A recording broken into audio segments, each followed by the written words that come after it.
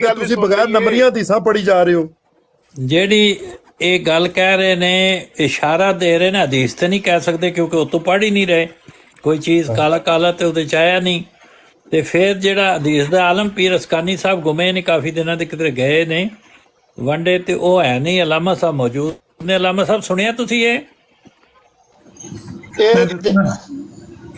और लामा साहब एक्सपर्ट ने सिर्फ मिर्जा साहब की किताबों पे, अपनी इस्लामी किताबी मुसलमात इन्होंने कहाँ पढ़ी हुई है। तुसी लामा साहब की गल करते हो, छड्डो लामा साहब नु, सैनी साहब ना करो इस तरह ना करो। मतलब देखे ना, एक बंदे ने अपनी मुसलमात पढ़ी ना हो, मिर्जा साहब की किताबों पे चढ़ गया हो, शर्म आनी चाहिए ऐसे बंदे को। भैया पहले अपनी मुसलमात पढ़ो। एक केड़े पासे टुर पे हो लामा साहब? हदीस दे मुतल्लिक है ਤੁਸੀਂ ਇਹਨਾਂ ਦਾ ਮਸਲਾ ਹੱਲ ਕਰ ਲਓ ਤੇ ਫਿਰ ਮੈਨੂੰ ਦੱਸਿਓ ਜੀ, ਫਿਰ ਮੈਂ ਜਵਾਬ ਦੇ है जी। ਤੁਸੀਂ ਇਹਨਾਂ ਨੂੰ ਜਵਾਬ ਦੇ ਲਓ, ਮੈਨੂੰ ਗਾਲਾਂ ਨਾ ਪਵਾਓ। ਤੁਸੀਂ ਆਪਣੀ ਗੱਲ ਮੁਕਾ ਲਓ ਤੇ ਫਿਰ ਮੈਨੂੰ ਦੱਸਿਆ ਜੀ। ਮੈਂ ਇਹੋ ਹੀ, ਇਹਨਾਂ ਨੇ ਇੱਕ ਕੋਈ ਜੁਮਲਾ ਬੋਲਿਆ ਹਦੀਸ ਤੇ ਤਾਂ ਕਵਾਂਗੇ ਕਿ ਜੇ ਹਦੀਸ ਦੀ ਕਿਤਾਬ ਵਿੱਚ ਮੌਜੂਦ ਹੋਵੇ। ਤੁਸੀਂ ਉਸ ਜੁਮਲੇ ਤੋਂ ਕੋਈ ਤੁਹਾਨੂੰ ਯਾਦ ਆਉਂਦਾ ਹੈ, ਕੋਈ ਕਿਸੇ ਜਗ੍ਹਾ ਪਹੁੰਚ ਸਕਦੇ ਹੋ ਜਾਂ नहीं? रवायत है लेकिन नबी अलैहिस्सलाम रूहानी खजाइन का पूछे, क्योंकि इनकी कुर्बतें मिर्जा साहब से हैं, इन्हें क्या पता हो इस्लामी मुसलमात में क्या है क्या नहीं है। मलंग साहब ना बात कर जाओ जी। मलक कैसर साहब, हाँ, कौन बोला बस कर जाना?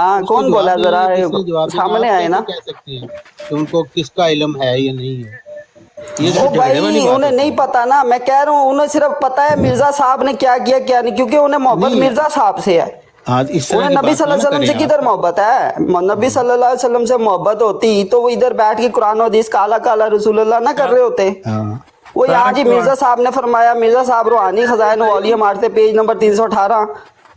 हाँ जी, इस वजह से आप लोग मोहब्बत तो मिर्जा साहब से है, इसलिए वो आपके ऊपर ये अलीदा मलंग साहब आज ट्रैफिक किधर ਨੂੰ ਚੱਲ ਰਹੀ ਹੈ? ਇਹਨਾਂ ਨੂੰ मर्जी क्या करो। जो मिर्जाई हैं उन्हीं को मिर्जाई कहेंगे आपने। मिर्जा तकब्बुर से देना सदका है, मेरा काम पूरा हो गया। साजी साहब बहुत शुक्रिया, जज़ाक अल्लाह। नीचे उम्मे साहिबा भी लिख रही है अलीदा मलंग जिंदाबाद, अलीदा मलंग जिंदाबाद। नीचे कमेंट आ रहा है, ये मसला क्या है? रोज लिया करो नीचे कमेंट है। हुसैनी साहब बड़ा मजे ऐसे बंदों की अशद जरूरत है। गल तो सुन लो, तल्ला साहब गल सुन लो। हुसैनी साहब थले एक कमेंट आया है, उम्मे साहिबा दा अलीदा मलंग जिंदाबाद। ऐसा नहीं की है, ऐसा दसया जाए।